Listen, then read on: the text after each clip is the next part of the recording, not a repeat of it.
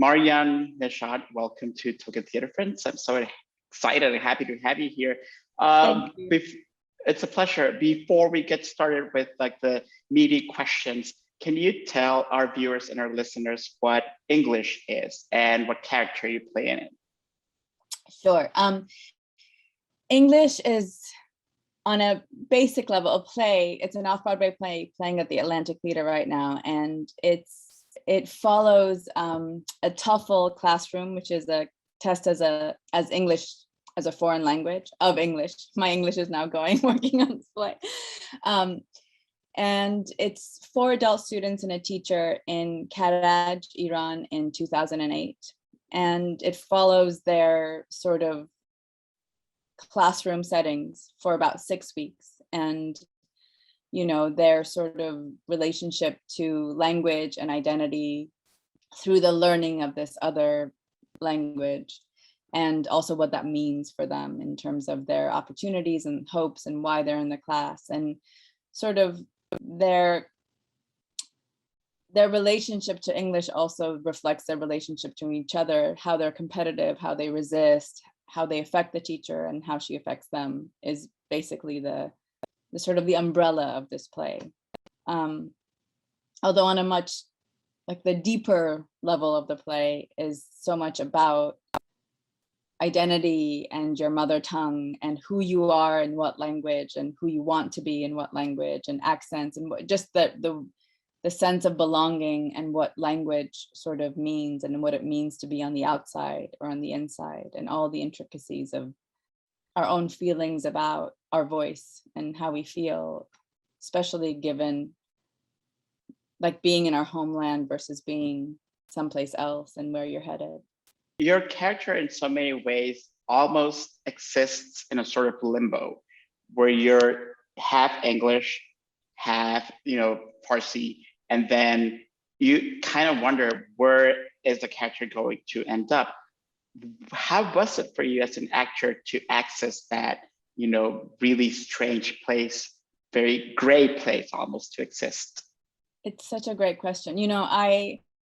From the minute I read the scripts, really until now, I somehow viscerally understood this idea that someone, what we're born to and what we are supposed to be doesn't always link up with our idea of ourselves. Like sometimes some people feel more alive in something that isn't necessarily given to them or is not their supposed birthright. And I understood how you can have a real romantic idea of yourself that I think, for my character, imagine like this is probably the class that breaks her in many ways, because it kind of comes at a point in her life where she's both vulnerable in the sense of what she feels like she's losing as more and more time passes, of this idea of herself that I think she feels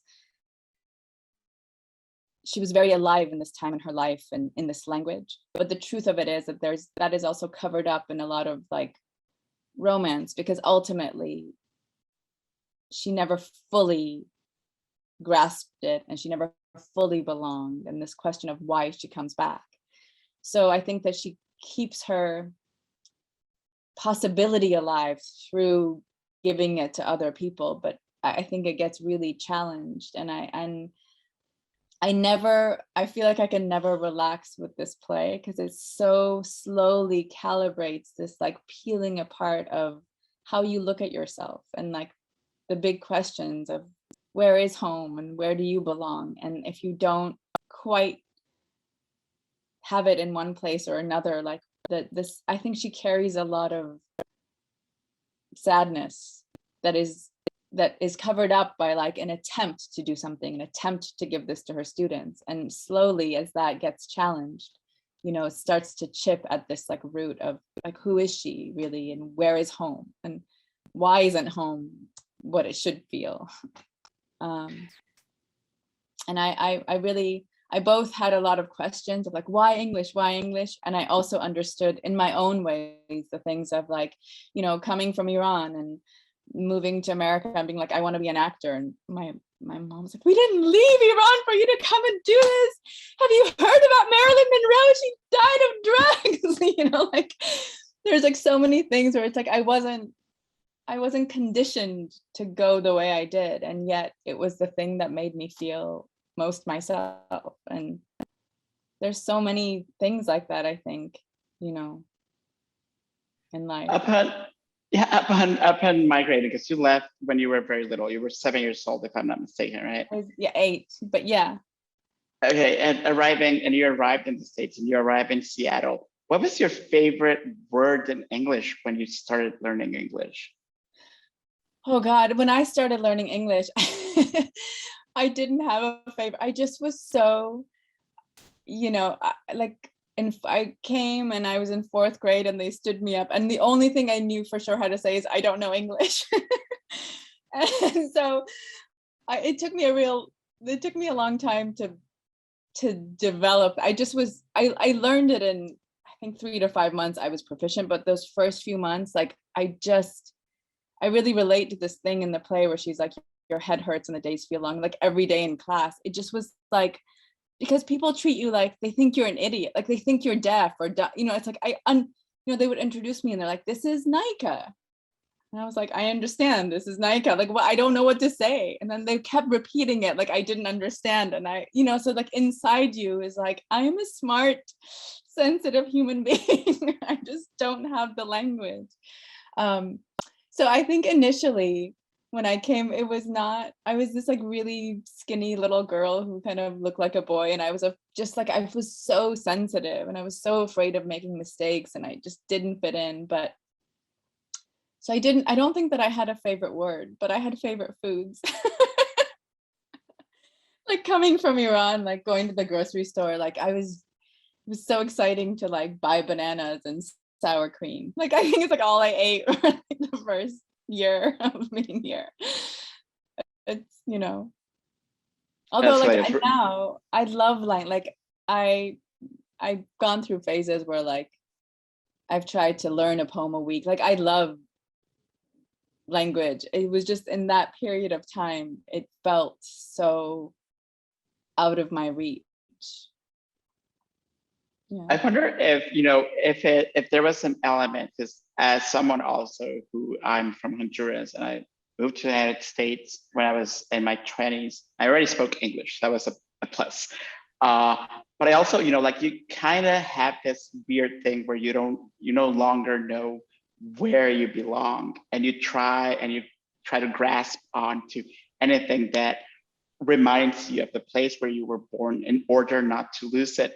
Was that something that, you know, your parents instigated, I guess, in you, or was that something that you consciously knew? Because I know, especially for children, when they move to the United States, American kids are mean.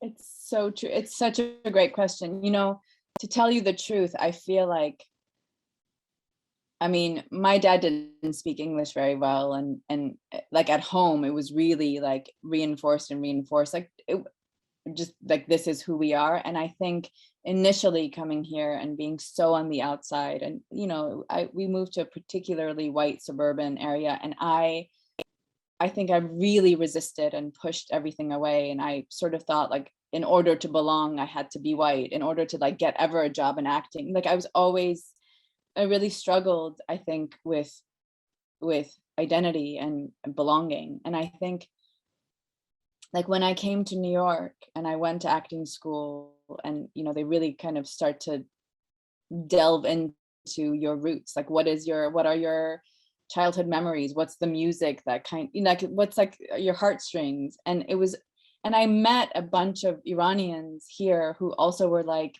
making things, and I met people who were involved, and it's sort of like it took me a long time to sort of reclaim that part of myself. And I would say in the last 20 years, it's been a real slow and kind of beautiful experience to understand how much of, I mean, I know that I don't quite belong in either world, but to understand like the things of Iran and that really do belong to me.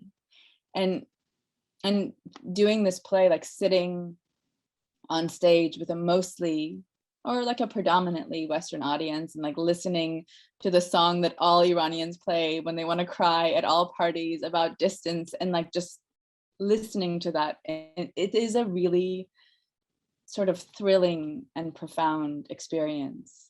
And I think that for a lot of us, having moved really early and having the sense of like at home being one thing, and but then going into the arts, I think it is really, and this time in the arts where people are actually attempting to showcase these things without otherizing it, or without saying like, oh, here's our one token play in which you have to explain who you are, but to not have that and just have like people existing and being funny and being crude, and and also being Iranian, has really, it's been so moving to me. And I feel like I've gotten so much of a, like, my own experience back, which isn't fully Iranian or fully American. It's this in between liminal space. So after, during lockdown, obviously during a shutdown, like no one was really working on stage. And once stages started reopening, you ended up having 3 back-to-back plays, and you're selling Kabul English, and then you have Wish You Were Here coming in the spring. Was that transition from not being on stage to going back and having 3 plays come for you, was that an easy transition for you to achieve, or did you have to relearn in any way how to be a stage actor? I wouldn't say it was an easy transition, but it was so welcome. Like, I think like the first day going back in the subway, like fully entering the workforce, was this kind of bizarre, like, and also there's always this thought, like, if I get COVID, the play shuts down. So it's like, you're like, but I think I selling Kabul, both physically and emotionally, was so challenging and like I had started at least the month before, like doing vocal warm up. I was like, I have to get my body. I basically haven't raised my voice past like talking to my 9-year-old, like I was like, I have to get in shape for that play. Because it's such like a muscular experience. So I'd been doing that. But I think like walking in that very first day and like actually seeing eyes and like being hugged, like instantly it was this feeling of, it was so welcome. It was like to not try and, like doing Zoom readings, and it's like you never know if you're even fully making eye contact, and then just to like have human beings and like their smells and their touches and their temperature. It was like, you forget that we're meant to be that way. We're meant to like be with other people. It was an instant sort of release, Your mom warned you about Marilyn Monroe, but when you were little and you started realizing that you wanted to be an actor, who were the Marilyn Monroes that your mom was worried about in your life? I mean, you mean in like, I just think that they had an idea of, because like no one in my family had, I had an uncle who was a painter, but no one had, like, the idea of actors were like, it's all loose and drugs and you'll get, so like I think Marilyn Monroe was that, it was like that was their sign of like, this is what happens if you go into acting, someone will break you. And so but I think that, so like really kind of all the stories about Hollywood and drugs and everything was like the thing that they had heard.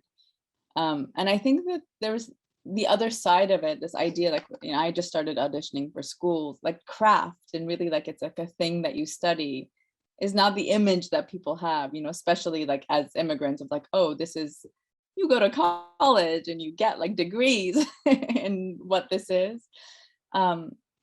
So I don't know if she mentioned anyone other than Marilyn. That was like her sort of like beacon of what not to, like her biggest fear. And honestly, like, it's not that it's an easy road, not necessarily for the same reasons, but it's sometimes people study and work there hearts out and they don't get to do it. It's acting is not something you can, it's not, you can't go alone in a room and do it. You need other people. And so it is a more complicated sort of entry point. I read that you first remember loving theater when you were very little and you went to see a play. So how, what was that art upbringing then in your family? Because like, obviously your parents took you to theater. So why are they worried about you becoming an actor? I think it's amazing. I have no idea who I would be or what I would be if we'd stayed in Iran. And I think like so they took me, it wasn't that we went all the time, but I went to see this play in Iran. And I just remember like, I just like, I didn't want to leave. I felt like they were so in communion with each other. And it was so like my feeling, like my heart was just kind of there with them. And I think part of probably what made me an actor twofold is that I was a deeply sensitive person. I just like everything broke me. I'd see a beggar on the street and I'd be like, I can't live in this. Like I just was like, I had no skin. And for so long, you kind of live thinking that that's a really bad way to live. And it does, like, it hurts. And I think I also, when we immigrated, I was just so on the outside of everything. And I think the first time I did a play, I both like used this hypersensitivity and also I wasn't on the outside. And it's been this life of learning actually how sometimes where that kind of sensitivity is taught out of you because they think you won't survive, in a way is like needed to be able to lend that to like your character. They have to be able to like re-feel and relive through things. And so I think like the more I worked and the more I learned, I was like, oh, it's the place in which it can become a strength and not your sort of fatal flaw. So like, I mean, my parents, they appreciated the arts, and it's very like in Iranian culture, like all of their parties, like they would sit around with a group of Iranians and they would play this game where it's like you'd say a poem and whatever letter it ended on, the next person had to start. So it was like that, like it is sort of in their life, poetry and music and that kind of expression is very sort of like, I don't know any Iranians who don't know poems by heart. Like it was such a tradition of a way of being, but they didn't consider that like art. Like it was just like such a part of life, that I think this idea, especially coming to America and like what it is to do theater or make art, like that was a step beyond, their feeling of safety. And I do think it's truly with like immigrant kids, there's this thing of like, now you've gotten this opportunity, so you better go become a doctor or a lawyer and like, do well because you got the chance. And it's complicated to be like, oh, I want to do this. You have this really beautiful quality in the work that I've seen you on stage and television and film, like thinking about something like Almost in Love, which we'll talk about in a second. And it's that, I don't know if I can even ask this because you're probably going to tell me like, I don't know. But you look so alive and there's this warmth where you are, you are so alive when you're acting. And I wonder, can you describe what are you feeling when you're either on stage or in front of a camera? Like, how do you achieve that, really beautiful sense of just aliveness? I mean, that is so nice to hear. I don't know if I could answer that at all. Although, I mean, I guess I would say I truly, especially like when I feel like I'm an actor who, I feel like there are certain actors who can take any material and make it good. But like I really, like as a person and as a artist, like I like to go deep down and like I love process and rehearsal. And so the things that I find, like the things that I love or the things that I find are well written, like it seems like it's just been like given the keys to the kingdom. Like I love it. And I think that part of that is like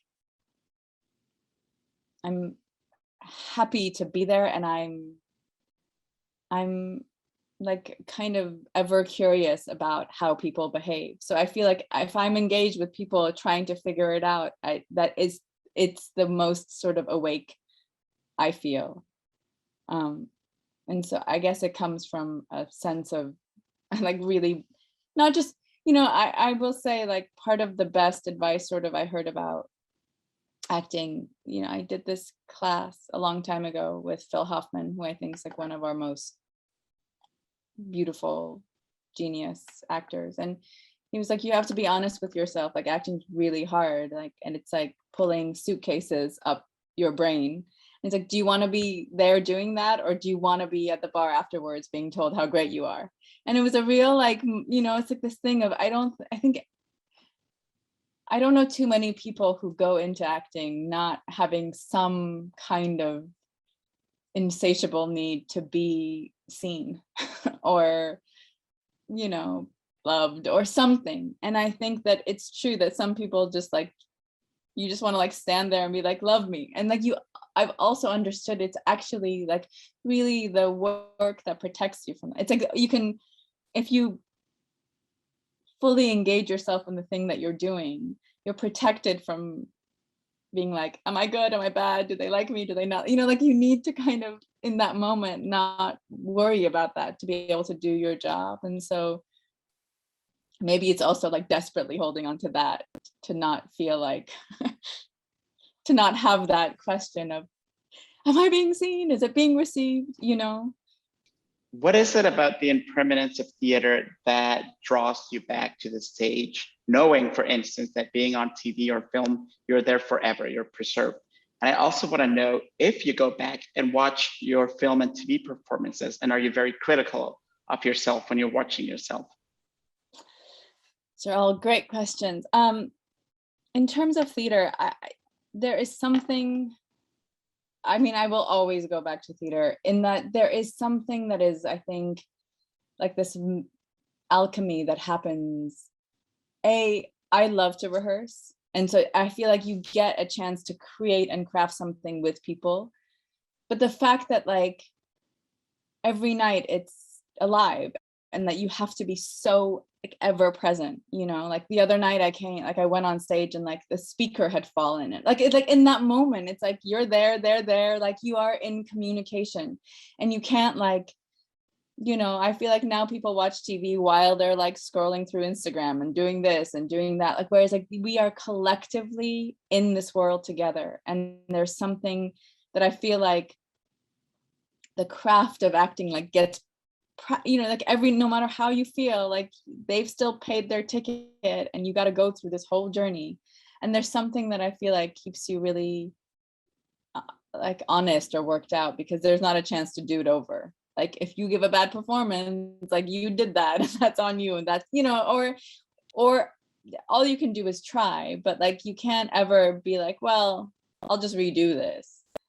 And I love to be like, I love that space between the audience and that we're collectively having this experience together. It feels, it feels very alive. And I do like, it feels like the most process oriented, and I will say like, I love film. And I think in a way, like the way that we shot Almost in Love, we almost rehearsed it like a play, because we didn't know when the camera was going to be there. So once you started, you had to be alive as your character going through, because you didn't know when the camera would catch you. And I feel like those movies, when I watch it, I'm like, okay, I'm okay. There are things, because TV is so fast. There's like, I do tend to be hypercritical, and I sort of like watch it like that, like the times where it's like, okay, it's like bearable, but I wish I could have done that like 5 more times. I wish we'd rehearsed this, it's faster. But now I feel it, for me though, essentially at its core, it comes down to the writing. Like if there's a good script and people who are willing to like, I feel really lucky this year that it's not only good material, but I feel like I've been really trusted, and my instincts I feel like I love working with the same people, because I think they get to know you and then they're like, here, you're being a little like, yeah, you could do better, like you can just push each other up, There's usually this external necessity from, I would say, like the mainstream media specifically, to have artists of color and immigrants represent, like according to them, we have to represent entire parts of like population and cultures and communities. And I wonder if for you, is that the case at all? Like, do you feel that burden of that response, that burden of representation at times? And does this ever make you think of your work as activism at the same time as being acting?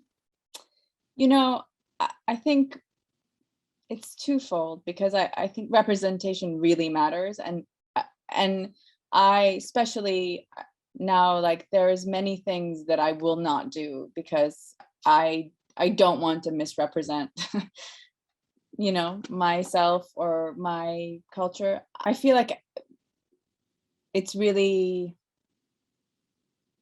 fortunate when activism for me comes across as just doing the thing that you like, to doing it your way. And that even doing this play and like having an Iranian song, like it's just like, okay, we're just talking about, we are just people, and that there is something that you have to understand. Like when we were doing Selling Kabul, I was like, we didn't have accents because a brother and sister living together in Afghanistan speaking in their mother tongue would not. And I feel like there's so many times where people expect like, oh, if you're going to see a Chekhov play or a Moliere play, they speak with British accents and that's totally acceptable. And like, they're not otherized. And so for me, it's less about like, I don't feel like I need to make a statement in terms of like, I don't want to be I went into acting because I want to represent like human life and how they behave. And if there's something universally true, I think that will have an impact. And if you get to know me or get to know Afia in Selling Kabul and understand that she's just a really good person in an impossible circumstance, you may feel less removed from that in your life when you think about helping or giving. And that is political. But I really appreciate that I'm not like a mouthpiece for I think that's separate for me anyway. Like it's not, I don't pick, I pick the things that I'm drawn to, and I, say no to the things where I'm like, I think that you're trying to put something in my mouth that is not how I see myself or my people. I do think that it matters if you are I think it really matters if you're misrepresenting. But in terms of like true representation, I feel like especially living here and being both a part of, I've lived here since I was 8 years old. So it's not, I can't fully represent someone who's like lived their whole life someplace else. But like, I think that everyone should get the opportunity to represent what they feel connected to. I think that's how we are good artists. And I feel like just because you're from this part of the world doesn't mean that you are like, you have to like give a history lesson or like otherize yourself for the sake of these. Like I really was like, when people are like, why don't they have accents? I was like, well, when you speak to your brother, do you have an accent? Like, why would you? And why is it only this part of the world that you expect to be like, they shouldn't sound like us and they shouldn't be like us? Because that's what divides us and like makes us less open-hearted to those causes, and I feel like that's a real, so I guess when I say it's twofold, that yes, I really believe in that. And I think some of the things I've done, like when I was doing Julius Caesar in the park, we were getting like people were like marching on stage, and because our Caesar was dressed like Trump and like we had protests every night and people rushed the stage, and like just doing that play felt like a political act. And it was like in a way scary but also exciting, because it's like, okay, like just I feel proud, like I'm an actor, I'm doing the thing and you can respond to it and we can have a dialogue. But I don't set out to like teach anyone anything through language. I just hope that I represent a human being truly enough that they take that for themselves and do with it what they will. You have played spies and secret agents in the past, and in so many ways, I feel that the work of an actor is kind of like being James Bond and getting a new dossier and getting a new mission every time. So I wonder for you, you know, like going from play to play to play, and like going from Afia to Marjan in English, and then going to Rashur here. How is that process for you? Like, do you ever find yourself right now, for instance, in English, suddenly going, wait a second, this is how Afia, this is something that she would do. Like, Oh, how do that's so you interesting. get rid of, Yeah. the character you just played? You know, I have to say I was a bit worried about it because Afia I'd worked on that play for so long, and I loved her so much, and she was so like inside me that I really like, I had to do like a little ceremony to let her go before I went into English. Like I lit some candles and like it was very woo woo, but because also we closed a couple days early, so I didn't get to feel like this is the last time I'm gonna like put on this costume. And so I had to like really sort of mark it. But I think, especially I think with theater, because you have rehearsal, like you go in, and I feel like from day one, the approach to English and the writing, it was so different. And it actually, you know, 3.5, 4 weeks is not that long. So you sort of jump in. And I mean, there may be elements, but I haven't, like Marjan has felt deeply different from Afia to me. They're both their circumstances and just like the way that they like live through the world. But this will be very interesting because I start rehearsals for Wish You Were Here next Monday, and we still have 2 weeks of performances. And I've never done that before, where I'm rehearsing one during the day and performing a different one at night. And it's by the same author. So I don't know yet what that will be. Although it's just like, I do think that characters, like they tend to, like, as you keep working on it, they have a spine. And I feel like the spines of all these characters are quite different from each other. So I mean, it's still told through me, so I'm sure their sensitivities or their, you know, hand, whatever, like they're like, I'm sure some things will be the same, but I do think that they're sort of, they all have a very like strong, they're like moral centers are very different from each other, which it's, I guess that's part of the process, is to find how they're different and how they're, you know, I don't know. I wish you could see them and you could tell me if they seem the same or different. Okay, and just to wrap up, think about anything other than acting and theater and being on stage and being on film. What skill do you have outside of the arts that you would be a great teacher for? I love to cook, and I find it really like, I don't know if I could teach it, but I I I mean, I think I could do a good course on like soup making and broth making. And like I weirdly, I like have I both for this Lunar New Year, I went with my little kid to Koreatown and we made like lucky Korean New Year soup. Like I really love like culturally specific, like trying to do it as, and I somehow seem to understand like my Korean dishes don't taste, you know, Italian. Like my husband used to always joke, like whenever he's made a stir fry, but like until he got with me, where I was like, no, you have to use this oil. You can't use olive oil and put these vegetables. So I think that would be one of them. I also like, again, I don't know if I could teach this, but I'm a enormous reader. Like I think that books in many ways have saved my life. And if I had, I don't know if anyone would pay you just to read books, but I would like to do that. And other than that, like my greatest sort of, if I could, I really love horses. And I went and did this course once where it was like you communed with horses, and I don't know, I would maybe explore that. I think someone would have to teach me versus the other way around, but I think those are the areas in which my sort of loves go. They're all wonderful. So Marjan, thank you so much for your time and for joining us. Would you like to invite our viewers and our listeners to go to English right now and to wish you were here in a couple of months? Yes, I would love. Right now, English is playing until February 20th at the Atlantic Theater on 20th Street.